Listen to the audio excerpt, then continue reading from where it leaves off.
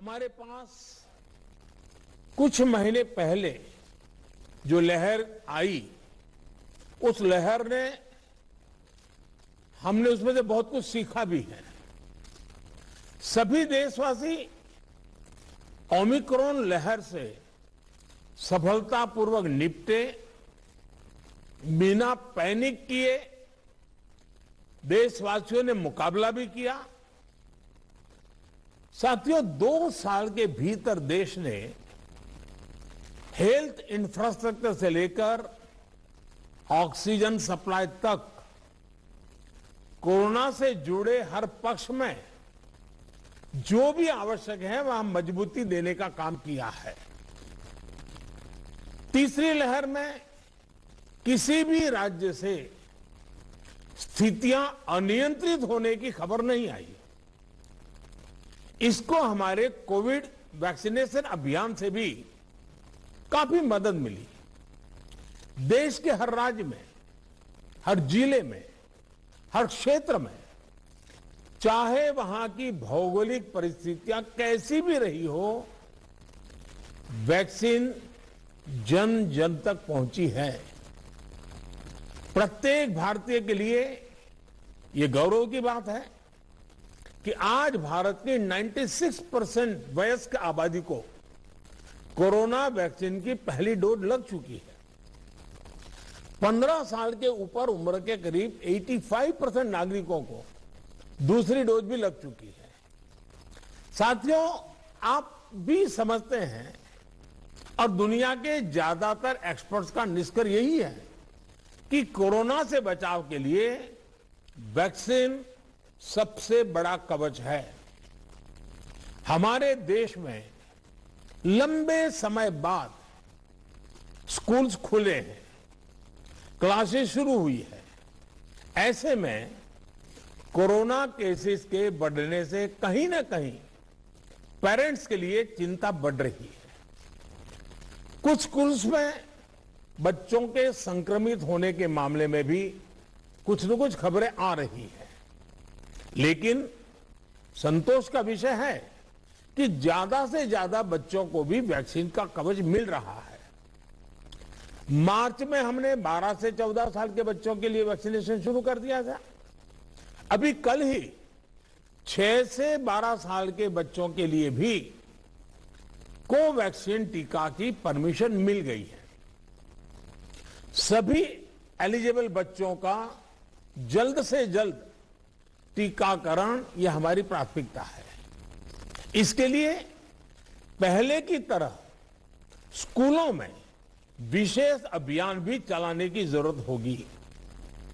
Teachers और माता पिता इसे लेकर जागरूक रहें। हमें ये भी सुनिश्चित करना होगा। वैक्सीन सुरक्षा कवच की मजबूती के लिए देश में सभी वयस्कों के लिए प्रिकॉशन डोज भी उपलब्ध हैं। टीचर्स, पेरेंट्स और बाकी एलिजिबल लोग भी प्रिकॉशन डोज ले सकते हैं। इस तरह भी हमें उन्हें जागरूक करते रहना होगा। साथियों, तीसरी लहर के दौरान हमने हर दिन 3 लाख से ज्यादा केसेस देखे हैं। हमारे सभी राज्यों ने इन केसेस को हैंडल भी किया और बाकी सामाजिक आर्थिक गतिविधियों को भी गति दी। यही बैलेंस आगे भी हमारी स्ट्रेटेजी का हिस्सा रहना चाहिए। हमारे साइंटिस्ट और एक्सपर्ट्स नेशनल और ग्लोबल सिचुएशन को लगातार मॉनिटर कर रहे हैं। उनके सुझावों पर हमें प्रिएम्प्टिव, प्रोएक्टिव और कलेक्टिव अप्रोच के साथ काम करना होगा। इन्फेक्शंस को शुरुआत में ही रोकना हमारी प्राथमिकता पहले भी थी और अब भी यही रहनी चाहिए। आप सबने भी जिस बात का उल्लेख किया, टेस्ट, ट्रैक और ट्रीट की हमारी स्ट्रेटेजी को भी हमें उतने ही प्रभावी तौर पर लागू करना है। आज कोरोना की जो स्थिति है उसमें ये जरूरी है कि अस्पतालों में भर्ती मरीजों में जो हमारे गंभीर इन्फ्लुएंजा के केसेस हैं, उनका 100% आरटी-पीसीआर टेस्ट हो। इसमें जो भी पॉजिटिव आते हैं उनका सैंपल जीनोम सीक्वेंसिंग के लिए जरूर भेजें। इससे हम वेरिएंट की समय समय पर पहचान कर पाएंगे। साथियों, हमें सार्वजनिक स्थानों पर कोविड एप्रोप्रिएट बिहेवियर को प्रमोट करना है। साथ ही पब्लिक में पैनिक न फैले, ये भी सुनिश्चित करना है।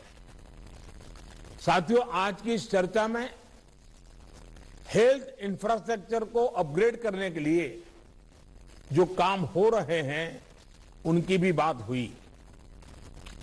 इंफ्रास्ट्रक्चर के अपग्रेड का काम तेजी से चलता रहे, ये सुनिश्चित किया जाना चाहिए। बेड्स, वेंटिलेटर्स और पीएसए ऑक्सीजन प्लांट जैसी सुविधाओं के मामले में हम काफी बेहतर स्थिति में हैं, लेकिन ये सारी सुविधाएं फंक्शनल रहे, हमें ये भी सुनिश्चित करना होगा और उसको मॉनिटर किया जाए, जिम्मेवारी तय की जाए, ताकि कभी जरूरत पड़े तो हमें संकट ना आए। साथ ही अगर कहीं कोई गैप है तो मैं आग्रह करूंगा कि टॉप लेवल पर उसको वेरीफाई किया जाए, उसको भरने का प्रयास हो। मेडिकल कॉलेजेस, जिला अस्पताल, इन सब में हमें अपने मेडिकल इंफ्रास्ट्रक्चर को भी स्केल अप करना है और मैन पावर को भी स्केल अप करना है। मुझे विश्वास है आपसी सहयोग और संवाद से हम लगा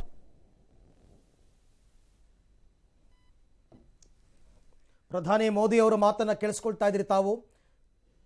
कोरोना के खिलाफ लड़ाई लड़ते भी रहेंगे और रास्ते भी निकालते रहेंगे। साथियों, कोऑपरेटिव फेडरलिज्म की जिस भावना को संविधान में व्यक्त किया गया है, उस पर चलते हुए भारत ने कोरोना के खिलाफ मजबूती से ये लंबी लड़ाई लड़ी है। वैश्विक परिस्थितियों की वजह से, बाहरी कारकों की वजह से देश की आंतरिक परिस्थितियों पर जो प्रभाव होता है, केंद्र और राज्यों ने मिलकर उसका मुकाबला किया भी है और आगे भी करना ही होगा। केंद्र और राज्यों के साझा प्रयासों से ही आज देश में बड़े स्तर पर हेल्थ इंफ्रास्ट्रक्चर में सुधार हो पाया है। लेकिन साथियों, आज इस चर्चा में मैं एक और पक्ष का जिक्र करना चाहता हूं। आज की वैश्विक परिस्थितियों में भारत की अर्थव्यवस्था की मजबूती के लिए आर्थिक निर्णयों में केंद्र और राज्य सरकारों का तालमेल, उनके बीच सामंजस्य पहले से अधिक आवश्यक है। आप सभी इस बात से परिचित है कि जो युद्ध की परिस्थिति पैदा हुई है और जिस प्रकार से सप्लाई चेन प्रभावित हुई है, और ऐसे माहौल में दिनों दिन चुनौतियां बढ़ती जा रही हैं। ये संकट, वैश्विक संकट, अनेक चुनौतियां लेकर के आ रहा है। ऐसे संकट के समय में केंद्र और राज्यों के बीच तालमेल को, कोऑपरेटिव फेडरलिज्म की भावना को और बढ़ाना अनिवार्य हो गया है। अब मैं एक छोटा सा उदाहरण देता हूं। जैसे पेट्रोल डीजल की कीमतों का एक विषय हम सबके सामने है। देशवासियों पर पेट्रोल डीजल की बढ़ती कीमत का बोझ कम करने के लिए केंद्र सरकार ने एक्साइज ड्यूटी में कमी की थी। पिछले नवंबर महीने में कम की थी। केंद्र सरकार ने राज्यों से भी आग्रह किया था कि वो अपने यहां टैक्स कम करे और ये बेनिफिट नागरिकों को ट्रांसफर करे। इसके बाद कुछ राज्यों ने तो भारत सरकार की इस भावना के अनुरूप यहां टैक्स कम कर दिया, लेकिन कुछ राज्यों द्वारा अपने राज्य के लोगों को इसका कोई लाभ नहीं दिया गया। इस वजह से पेट्रोल डीजल की कीमतें इन राज्यों में अब भी दूसरों के मुकाबले कहीं ज्यादा है। ये एक तरह से इन राज्यों के लोगों के साथ अन्याय तो है ही, साथ ही पड़ोसी राज्यों को भी नुकसान पहुंचाता है। स्वाभाविक है कि जो राज्य टैक्स में कटौती करते हैं उन्हें राजस्व की हानि होती है। जैसे अगर कर्नाटका ने टैक्स में कटौती नहीं की होती तो उसे इन 6 महीनों में 5,000 करोड़ रुपए से ज्यादा का राजस्व मिलता। गुजरात ने भी टैक्स कम नहीं किया होता तो उसे भी 3,500-4 हजार करोड़ रुपए से ज्यादा का राजस्व और मिलता। लेकिन ऐसे कुछ राज्यों ने अपने नागरिकों की भलाई के लिए, अपने नागरिकों को तकलीफ न हो इसलिए अपने वेट में, टैक्स में कमी की पॉजिटिव कदम उठाए।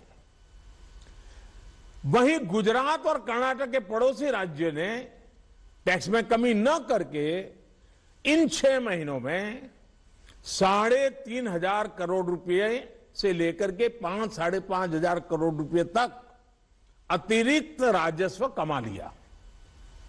जैसा हम जानते हैं कि पिछले साल नवंबर महीने में वैट कम करने की बात की थी, सबको मैंने प्रार्थना की थी, लेकिन कई राज्य, मैं यहां किसी की आलोचना नहीं कर रहा हूं, मैं सिर्फ आपसे प्रार्थना कर रहा हूं, आपके राज्य के नागरिकों की भलाई के लिए प्रार्थना कर रहा हूं।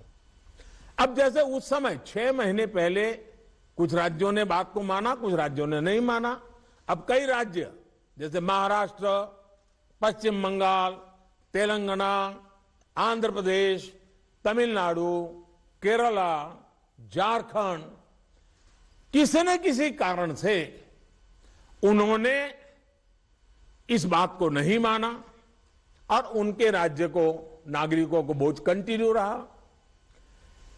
मैं इस बात में नहीं जाऊंगा कि इस दौरान इन राज्यों ने कितना रेवेन्यू कमाया, लेकिन अब आपसे मेरी प्रार्थना है कि देश हित में आप पिछले नवंबर में जो करना था, 6 महीने डिले हो चुका है, अब भी आप अपने राज्य के नागरिकों को वैट कम करके इसका बेनिफिट पहुंचाइए। आप सब जानते हैं कि भारत सरकार के पास जो रेवेन्यू आता है उसका 42% तो राज्यों के ही पास चला जाता है। मेरा सभी राज्यों से आग्रह है कि वैश्विक संकट के इस समय में कोऑपरेटिव फेडरलिज्म की भावना पर चलते हुए एक टीम के रूप में हम सब मिलकर काम करें। अब मैं कई विषय हैं, बारीकी में नहीं जा रहा हूं, जैसे फर्टिलाइजर। आज हम तो फर्टिलाइजर पर दुनिया के देशों पर डिपेंडेंट है। कितना बड़ा संकट आया है, लगातार अनेक गुना सब्सिडी बढ़ रही है। हम किसानों पर बोझ ट्रांसफर नहीं करना चाहते। अब ऐसे संकट झेलने पड़ रहे हैं, तब मैं आप सबसे आग्रह करता हूं, प्रार्थना करता हूं कि आप अपने राज्य, अपने पड़ोसी राज्य, सभी देशवासियों के हित में उसकी सर्वोच्च प्राथमिकता दे। मैं एक और उदाहरण देता हूं। अब नवंबर में जो करना था नहीं किया, इसलिए पिछले 6 महीने में क्या हुआ है, आज चेन्नई में, तमिलनाडु में पेट्रोल करीब 111 रुपए के पास है।